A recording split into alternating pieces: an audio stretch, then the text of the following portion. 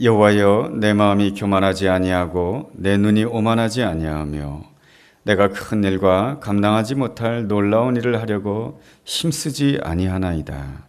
실로 내가 내 영혼을 고요하고 평온하게 하기를 젖된 아이가 그의 어머니 품에 있음 같게 하였나니 내 영혼이 젖된 아이와 같도다.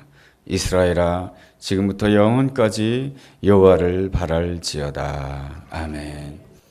1905년도에 전라북도 김제에서 있었던 일입니다. 미국 선교사 게이트라고 하는 선교사님이 그 김제 땅에 복음을 전하게 되면서 금산교회가 세워지게 됩니다. 당시에는 아직 성도님들이 많지 않았던 그때에 조덕삼이라고 하는 사람이 교회에 등록하게 됩니다. 이 조덕삼이라고 하는 사람은 양반이었고 마을 유지였고 그리고 많은 하인들을 두고 있었던 큰 부자였습니다. 이 조덕삼 씨는 자기 집에 있는 하인들을 다 데리고 예배당에 나오기 시작했습니다. 교회가 성장하게 되면서 이제는 우리 교회도 장로님을 세워야 되겠다라고 하는 결정을 내리게 됩니다. 그래서 장로님 한 분을 뽑기로 했는데 후보자가 두 사람이 되었습니다. 한 사람은 조덕삼 집사님이시고요. 또 한 사람은 조덕삼 집사님 그 가정에서 일하는 마부, 하인이었던 이자익 집사님이었습니다. 두 사람을 놓고 공동회에서 투표를 했는데 투표 결과는 이자익 집사님이 장로님으로 피택된 것입니다. 성도님들은 그 결과를 보고 좀 긴장하면서 바라보았습니다. 왜냐하면 조덕삼 집사님이 그 지역의 유지시고 또 양반이시고 또 그 이자익 집사님은 그 집의 하인이었거든요. 그리고 교회의 재정의 대부분을 누가 감당했냐 하면 조덕삼 집사님이 교회의 재정을 대부분 감당했거든요. 교회가 어려운 일이 생길 것이다 이렇게 바라보았는데 조덕삼 집사님께서 그 이자익 집사님, 장로님이 되신 그 이자익 장로님을 잘 섬기고 잘 존중해 주었습니다. 그러면서 그 일이 아름답게 넘어갔죠. 그 이후로 그 다음에 조덕삼 집사님께서 장로님이 되시고요. 그 다음에는 이자익 장로님께서 내가 이제 신학을 공부해서 목회하고 싶습니다. 그런 이야기를 하자 조덕삼 장로님께서 그 이자익 장로님의 그 신학 공부하는 모든 뒷바라지를 다 해주게 됩니다. 그 이자익 장로님이 신학 공부를 마치고 목사 안수를 받게 되자 그 이자익 목사님을 금산교회의 담임 목사님으로 모시게 되는 그 아름다운 이야기가 있습니다. 세상이 이 조덕삼 장로님 같으신 분을 보면 어떻게 말을 할까요? 이렇게 말을 할 것입니다. 예수님을 생각나게 하는 사람이다 라고 말이죠. 헨리 나우엔이 쓴 예수님을 생각나게 하는 사람이라고 하는 책이 있습니다. 헨리 나우엔은 아주 탁월한 영성 작가이죠. 그는 한때 미국에 있는 예일대학교 교수였고 하버드 대학의 교수였습니다. 그렇지만은 세상 사람들이 다 부러워하는 그 자리를 내려놓고 하나님의 인도함 따라서 정신박약아들이 거하는 한 그 장애인 공동체에 들어가게 됩니다.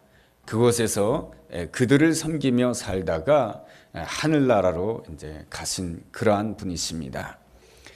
그 헨리 나우엔이 예수님을 생각나게 하는 사람이라고 하는 책에서 쓴 내용이 무엇이냐면 예수님은 상처된 사람을 치유해 주시는 분이며 그리고 그 사람들과 함께 있기를 원하시는 분이시며 예수님은 그들을 소망으로 인도해 주신 분이 바로 우리가 믿는 예수님이다 라고 하는 것입니다. 그렇다라고 한다면 우리들도 예수님처럼 상처받은 자를 돌보아주고 치유해주고 그들과 함께 있어주고 그들을 소망의 길로 인도해 준다라고 한다면 세상 사람들이 우리를 보면서 이렇게 말하지 않겠는가 하는 것입니다. 당신을 보니 예수님이 생각이 납니다. 이러한 말을 해주지 않겠는가 하는 것입니다. 우리 그리스도인들이 진실로 가져야 될 꿈이 무엇이겠습니까? 내가 예수 믿으니까 다른 사람들보다 더 많이 성공해야 되고, 내가 예수님을 믿으니까 다른 사람들보다 더 부자가 되어야 되겠다라고 하는 그것은 진정으로 그리스도인이 가져야 될 꿈이 아닌 것이죠. 정말로 주님 안에서 가져야 될 꿈이라고 한다면 내 옆에 있는 사람이 내 일생 가운데 한 번이라도 나를 바라보면서 내가 당신을 보니 예수님이 생각이 납니다. 사람들이 나에 대해서 뭐라고 말하지 않는다 할지라도 내 일생 가운데 적어도 한 번은 나의 자녀들이 부모인 어머니인 나를 보고 아버지인 나를 보고 우리가 엄마를 보고 아빠를 보니까 예수님이 생각이 납니다 라고 하는 이야기를 들을 수 있다라고 한다면 그 인생은 얼마나 가졌느냐, 얼마나 많이 배웠느냐, 그것과는 상관없이 하나님 앞에서 참으로 가치 있는 인생이며 하나님 앞에서 인정받는 인생이며 하나님께서 얼마나 그 인생을 기뻐하고 즐거워하는 인생이 되겠습니까? 이것이 바로 우리의 진정한 삶의 목표가 되어야 될 줄로 믿습니다. 그렇다면 우리가 어떻게 사람들이 볼 때에 내가 당신을 보니 예수님이 생각이 납니다 라고 하는 이러한 말을 들을 수가 있을까요? 오늘 우리가 읽은 시편, 다윗의 시편 131편은 그 첫걸음이 바로 우리 마음 가운데 겸손을 가지는 것이다 라고 말씀해 주고 있습니다. 오늘 호산나 찬양대가 하나님을 찬양하는 그 가사에서 알 수 있듯이 하나님의 나라는 어린이나라다 라고 이렇게 찬양을 하였습니다. 여기에서 그 어린아이의 특징은 무엇을 뜻하는 것입니까? 바로 겸손을 뜻하는 것이죠. 어린아이처럼 철저하게 겸손하며 하나님을 바라보는 자가 하나님 나라에 합당한 자다라고 하는 것입니다.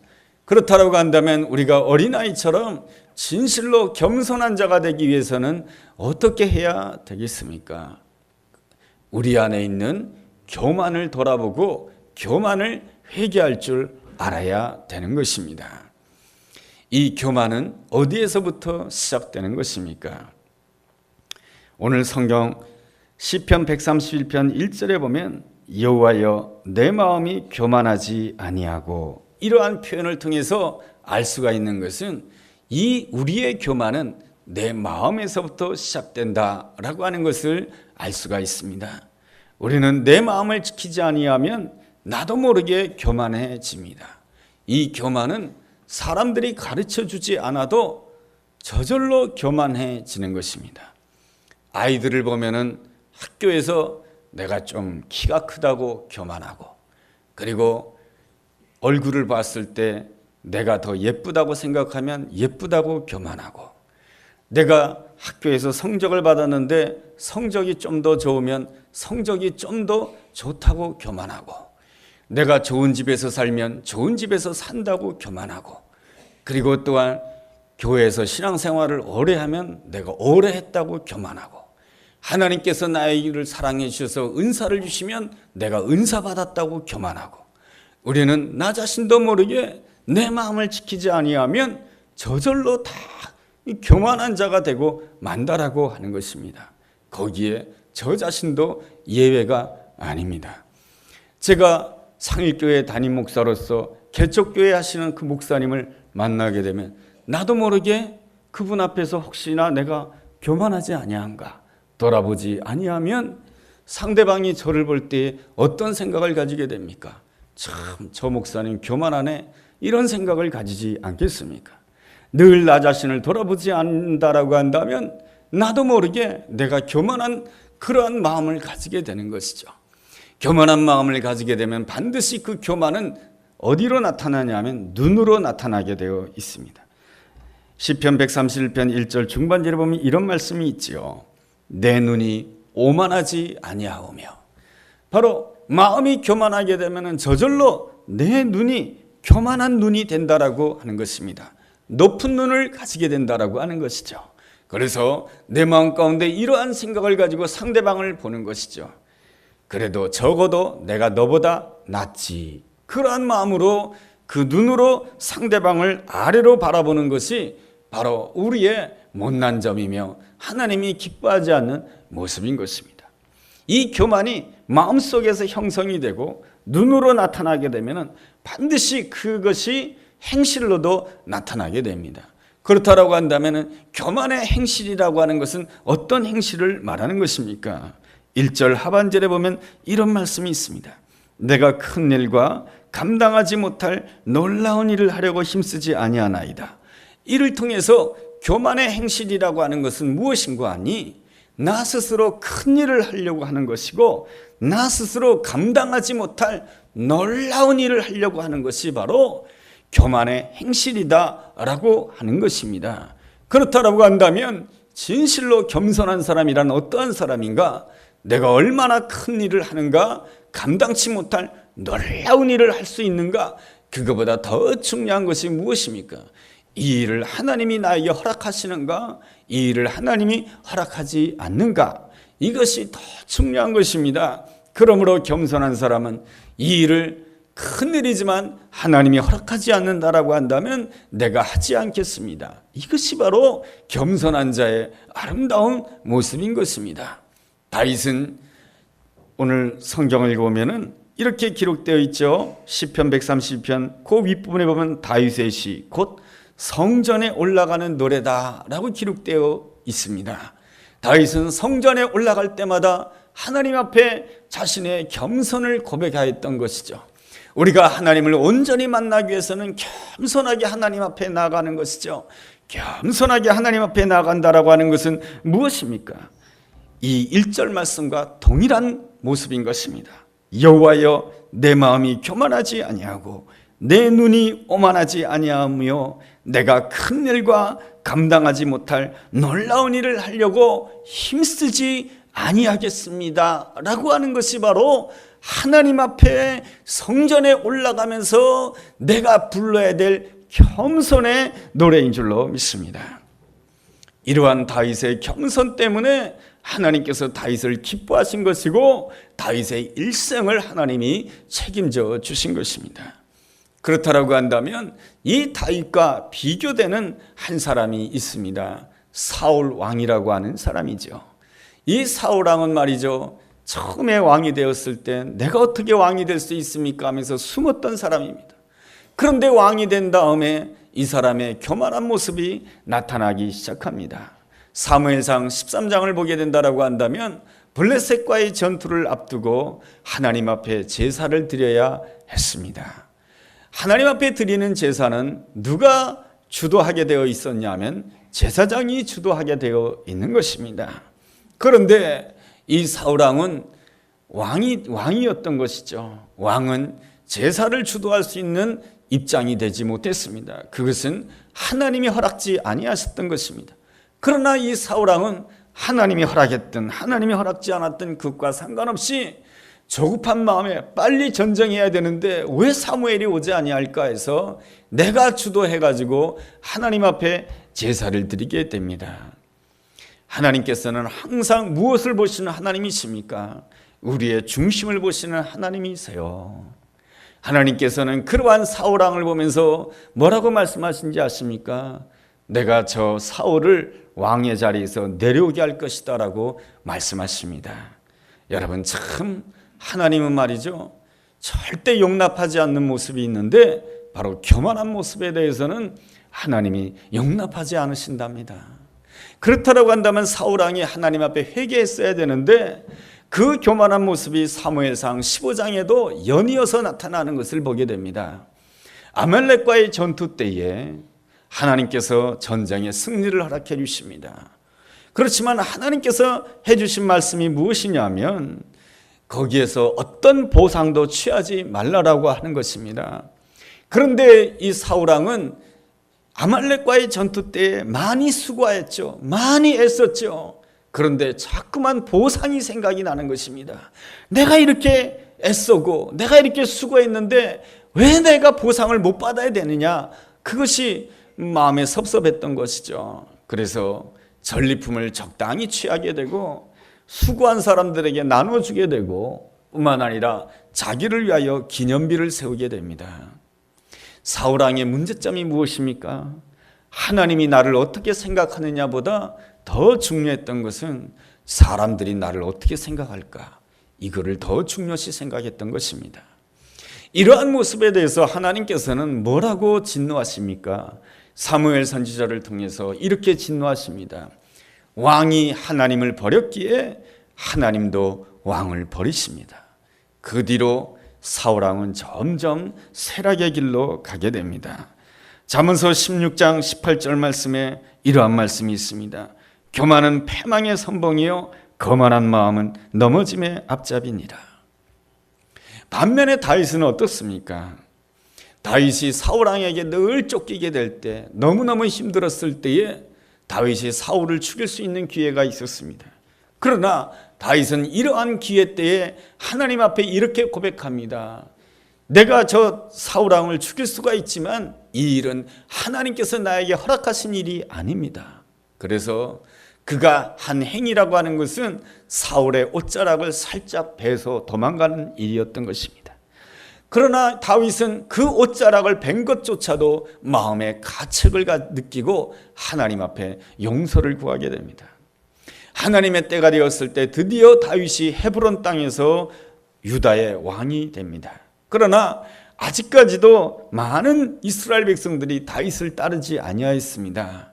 누구를 따랐냐면 사울왕의 아들 이스보셋을 따랐습니다. 그러니 나라는 두 갈래로 나누어져 있었던 것이죠. 여러분, 나라를 하나로 통일한다라고 하는 것은 얼마나 큰 일입니까? 우리나라도 북한과 남한이 나누어져 있습니다. 이 남한과 북한이 나누어져 있는 것을 통일시킨다라고 한다면 그 당시의 대통령은 정말로 우리 대한민국 역사에 길이 남을 그런 대통령이 되지 않겠습니까? 그런데 말이죠, 이 다윗은 그 억지로 큰 일을 하려고 하지 않았습니다. 다윗은 군사력을 가지고 있었습니다. 그래서 군사력을 이끌고 이스보셋을 공략할 수가 있었습니다. 그러나 같은 민족이 같은 민족을 친다라고 하는 것을 하나님이 기뻐하지 않는다라고 하는 것을 알고 이 다윗은 기다리게 됩니다. 몇 년을 기다린지 아십니까? 7년을 기다립니다. 7년을 기다리게 되었을 때 이스보셋을 따르는 사람들이 다윗에게로 찾아와서 다윗이여, 당신이 우리 모두의 왕이 되어 주십시오 라고 했을 때 나 스스로 큰 일을 하는 사람이 되는 것이 아니고 하나님의 놀라운 은혜로 큰 일을 하는 복된 사람 다윗이 된 것입니다. 또한 다윗의 아름다운 점이 무엇입니까? 예루살렘 성전을 건축한다라고 하는 것은 큰 일 아니겠습니까? 그러나 하나님께서는 다윗에게 그것을 허락지 아니하였습니다. 다윗은 이미 성전을 다 건축할 만한 물질과 자재와 인력을 다 준비하고 있었습니다. 그럼에도 하나님이 허락지 아니할 때에 다윗은 제가 하지 않겠습니다 하였습니다. 이것이 바로 다윗의 겸손이며 하나님 마음에 합한 자의 아름다운 모습인 줄로 믿습니다. 겸손이란 무엇입니까? 교만을 거절하는 것입니다. 하나님이 허락하시는 것만 내가 받겠다라고 하는 아름다운 결단인 것입니다. 이는 마치 어떠한 모습이냐면 오늘 본문의 2절에 있는 말씀과 같이 젖된 어린아이가 어머니 품에 안긴 모습과 같다라고 성경에서 말씀해주고 있습니다. 오늘 유아 세례를 베풀었지만 아이가 태어나서 몇 살쯤 되었을 때에 젖을 떼고 혼자 제대로 걸을 수 있을까요? 바로 3살 때 아니겠습니까? 그러므로 3살 이전 때를 갓난아이라고 말하고요. 그리고 3살 때를 갖다가 무엇이라고 말하냐면 젖된 아이다라고 말을 합니다. 이 갓난아이의 특징이 무엇입니까? 항상 어머니의 젖을 먹는 것이죠. 그 갓난아이에게 제일 중요한 것은 뭡니까? 어떤 어머니냐가 중요한 것이 아니에요.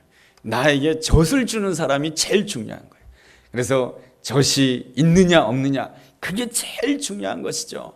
젖이 없으면 막 울고불고 난리가 나는 것이죠. 엄마가 있어도 젖이 없으면 난리가 나는 것이 갓난아이의 특징인 것입니다. 그런데 아이가 3살쯤 되었을 때 이제 젖을 떼게 됩니다. 이 젖을 떼게 됐을 때도 저절로 떼어지는 것이 아니고 어머니가 차츰차츰 조금씩 아이에게 젖을 떼게 되는데 말이죠. 이 젖을 뗀다라고 하는 것은 무엇을 뜻하냐 하면 어머니와 내가 분리가 된다라고 하는 것입니다. 그리고 내가 혼자 서는 시기다라고 말을 할 수가 있을 것입니다. 이 젖된 시기가 굉장히 중요한데, 이 젖된 시기 때에 어머니와 내가 분리가 된다 할지라도 어머니가 나를 사랑한다라고 하는 확신, 그리고 내 인생 가운데 가장 소중한 사람은 바로 어머니다라고 하는 이러한 분명한 생각을 가져야 그 아이가 정서적으로 건강하게 아름답게 성장하는 아이가 될 수 있는 것이죠. 그래서 그 3살 때 어머니의 그 스킨십이 굉장히 중요하다라고 이렇게 말을 합니다. 저는 잘 모르죠. 저는 이게 책을 읽어봐서 아는 것입니다. 물론 아이를 키워봤지만 부족한 점이 많죠. 네. 그렇다고 어떻게 다시 돌아갈 수 있겠습니까? 이미 지나간 세월인데. 아무튼 이 젖된 아이가 뭡니까? 이 갓난아이 때는 하나님께서 이 오늘 성경 말씀을 통해서 젖된 아이와 같은 신앙이 아름다운 신앙이다라고 말씀해 주는 것은 무엇이냐가 하면은 갓난아이의 신앙과 비교하는 것입니다. 갓난아이와 같은 그 신앙은 무엇입니까? 하나님께서 나에게 물질을 주실 때 좋아하고, 하나님께서 나에게 건강 주실 때 좋아하고, 하나님께서 나에게 큰 성공을 줄 때 좋아하는 것이 바로 갓난아이의 신앙이라고 한다면, 젖된 아이와 같은 신앙의 아름다운 모습이라고 하는 것은 무엇이냐면, 하나님께서 당장 나에게 물질을 주시지 않고 하나님께서 당장 나에게 어떤 보상을 주지 않는다 할지라도 임마누엘의 하나님, 하나님께서 바로 내 옆에서 나와 함께 하신다라고 하는 그 사실로 기뻐하고 즐거워하고 있는 것이 바로 무엇이냐면 젖된 아이와 같은 어머니 품을 의지하고 있는 아름다운 신앙이다 라고 하는 것입니다. 이러한 신앙의 모습은 시편 23편 1절에 있는 고백과 같은 아름다운 신앙입니다. 시편 23편 1절이 어떠한 말씀입니까?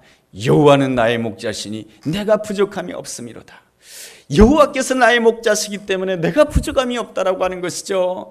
내가 부족함이 없는 것은 하나님께서 나를 푸른 초장과 실만한 물가로 늘 인도해 주시기 때문에 부족함이 없는 것이 아니고, 저기 사망의 음침한 골짜기를 다닌다 할지라도, 그리고 원수의 목전 앞에 선다 할지라도 여호와께서 나의 목자시기 때문에 내가 부족함이 없습니다라고 고백하는 것이 진실로 하나님이 기뻐하는 신앙이다라고 하는 것입니다. 그래서 하나님이 가장 원하는 것은 무엇입니까? 3절에 있는 말씀과 같은 신앙인 것이죠. 3절이 어떠한 고백입니까? 이스라엘아, 지금부터 영원까지 여호와를 바랄지어다. 지금부터 영원까지 어떠한 형편 가운데 있다 할지라도 여호와를 바라보는 것이 우리가 진실로 가져야 될 아름다운 신앙이다 라고 하는 것입니다. 언제까지나 여호와를 바라보는 자는 항상 하나님을 노래하는 자인 것이죠. 큰 새는 노래하는 법이 없습니다. 여러분, 타조가 노래하는 것을 들어보셨습니까? 그러나 조그만 새들은 얼마나 노래하는지 모릅니다. 아침에 일어나자마자 열심히 노래하는 새는 큰 새가 아니고요, 그리고 작은 새가 노래를 하는 것이죠. 바로 누가 노래를 하는 자입니까? 겸손한 자가 노래를 하는 자인 것이죠. 사도 바울과 실라가 감옥에 갇혔지만 그들은 겸손한 자로서 하나님을 노래했던 것이죠. 하나님을 노래했을 때 하나님께서 그들을 기뻐하시고 그들을 축복해 주지 않았습니까? 늘 하나님을 바라보는 자가 하나님을 노래하는 자이며, 또한 늘 하나님을 바라보는 자는 어떤 사람이냐면 엎드릴 줄 아는 사람인 것입니다. 성경에 보면은 이 세상에서 가장 겸손한 사람을 모세라고 말해주고 있습니다. 민수기서 12장 3절에 그런 말씀이 나와 있습니다. 개정 개혁판으로 우리가 여러분이 가져온 성경을 읽으면은 모세가 이 세상에서 가장 온유한 자라고 기록하고 있지만은 표준 세번역 성경을 읽게 되면은 이 지상에서 가장 겸손한 자가 바로 모세다라고 성경에서 기록해 주고 있습니다. 이 모세의 아름다운 점은 항상 하나님 앞에 엎드릴 줄 알았다라고 하는 것입니다. 민수기서 14장에 보면은 이스라엘 백성들이 가나안 땅을 정탐하게 됩니다. 그런데 여호수아와 갈렙을 빼놓고 10명의 정탐꾼들이 부정적인 이야기를 하게 됩니다. 저 키가 큰 아낙 자손을 보니 우리는 메뚜기와 같고 우리는 죽게 되었습니다. 이럴 바에야 차라리 애굽 땅으로 돌아갑시다. 이렇게 하는 것이 바로 이스라엘 백성들의 여론이었습니다. 그러한 이스라엘 백성들의 원망과 잘못된 판단을 듣고 모세가 어떻게 한지 아십니까? 민수기서 14장 5절을 읽어보게 되면은 모세가 이스라엘 백성들 앞에서 엎드렸다라고 기록해 주고 있습니다. 모세가 이스라엘 백성들 앞에서 엎드린 이유가 무엇이겠습니까? 이스라엘 백성들의 생각이 옳기 때문입니까? 이스라엘 백성들이 애굽 땅으로 다시 돌아가자고 하는 그 판단이 좋다라고 생각했기 때문에 모세가 이스라엘 백성들 앞에서 엎드린 것입니까? 그렇지가 않습니다. 그것은 바로 이러한 마음으로 엎드린 것이죠. 이스라엘 백성들이 지금 잘못 생각하고 잘못 판단하고 있는데 이 이스라엘 백성들이 잘못 생각하고 잘못 판단한 그것에 내가 리더자로서 이스라엘 백성들을 이끄는 자로서 내가 잘못했기 때문에 이들이 잘못 생각하고 잘못 판단한 것이 아닌가, 이러한 마음으로 엎드린 것입니다. 마치 어린 자녀들이 못된 짓 하였습니다. 남에게 괴로움을 주었습니다. 그 자녀를 바라봤을 때 아비의 마음은 어떻습니까? 안타깝지 않습니까? 그 아이를 붙들고 야단치고 때리고 하는 것도 때로는 필요하겠지만은 성경이 보여주는 겸손한 태도는 무엇입니까? 그 아비는 그 아이에게 엎드려야 된다라고 하는 것입니다.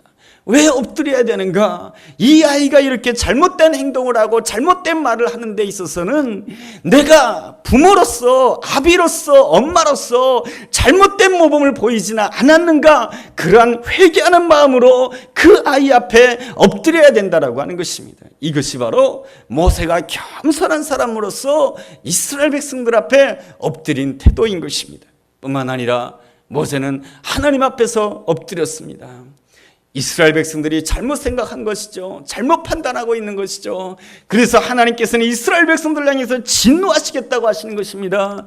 그것에 대해서 모세는 하나님 앞에 나가서 중보기도 하는 것이죠. 하나님, 진노를 거두어 주옵소서 하면서 하나님 앞에 엎드립니다. 하나님, 그럴다 할지라도 이 백성을 용서하여 주시고 이 백성과 함께하여 주옵소서. 이것을 위하여서 피땀 흘리며 하나님 앞에 엎드린 사람이 바로 모세인 것입니다.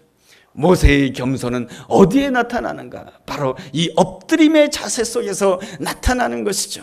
이 엎드림의 모습을 통해서 하나님께서는 이 모세로 하여금 하나님께서 주신 그 사명을 다 감당하게 하시고 광야를 이기게 하시고 이스라엘 백성들을 적과 꿀이 흐른 땅으로 아름답게 인도하는 놀라운 모습으로 축복해 주십니다. 모세의 모습은, 겸손은 또 어디에서 나타납니까? 여러분, 모세에게서 큰 일이라고 하는 것은 무엇입니까? 이스라엘 백성들을 애굽 땅에서 출애굽시켰으니 하나님께서 약속하신 땅 가나안 땅에 집어넣는 것이 큰 일 아니겠습니까? 시작했으면 끝을 맺는 것이 큰 일 아니겠습니까? 그러나 모세는 이 큰 일이 하나님이 허락지 않았다라고 하는 것을 깨닫고 비스가 산 꼭대기에서 죽음을 맞이하게 됩니다. 그의 눈이 흐리지 아니하였고 그의 귀력이 쇠하지 아니하였지만은 요단강 그 건너편에 하나님께서 준비해 놓으신 그 가나안 땅을 목전에 두고 그는 자신의 마지막을 받아들이는 아름다운 모습을 보여주게 됩니다. 큰일이라고 해서, 내가 감당할 수 있다고 해서 나 스스로 모든 것을 하려고 하지 않았던 모습이 바로 모세의 겸손이며, 이러한 자를 하나님이 축복해 주시고 하나님께서는 이러한 자를 통해서 하나님의 아름다운 뜻을 이루신 줄로 믿습니다. 하나님께서는 오늘 어린이 주일을 통해서 우리에게 당부해 주십니다. 바로 어린아이처럼 겸손하라고 말이죠.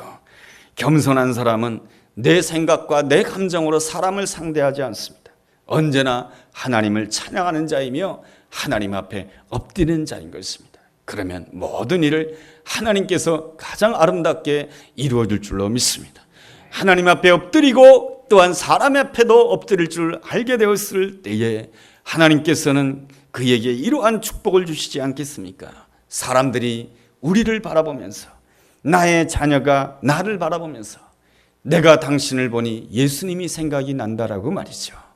내가 어머니를 보니, 아버지를 보니 예수님이 생각이 난다라고 말이죠. 내가 일생 동안 그 한마디를 한 번 들을 수 있다라고 한다면 그 인생은 정말로 하나님이 인정하는 인생이며 그 인생은 참으로 주 안에서 성공한 인생 아니겠습니까? 이 은혜가 우리 모두에게 함께하게 되기를 주님의 이름으로 축복합니다. 기도하겠습니다. 하나님 아버지, 하나님이 허락하시는 그 축복에만 사로잡혔습니다. 왜 하나님이 나를 축복하지 아니할까? 거기에만 붙들리다가 때로는 원망하기도 하고 때로는 섭섭해하기도 하고 때로는 하나님이 정말로 살아계신가? 그런 생각까지도 하였습니다. 주님, 우리를 용서하여 주옵소서. 젖된 아이처럼 하나님의 품 안에서 지금도 하나님께서 나와 함께 하신다라고 하는 것을 굳게 믿고 온전히 주님의 품 안에서 만족하며 주님을 노래하는 자 되게 도와주시고 주님 앞에 늘 엎드리는 자 되게 하여 주옵소서. 그래함으로 인하여서 우리를 통해 주여 영광받아 주옵소서. 예수님의 이름으로 기도드렸습니다. 아멘.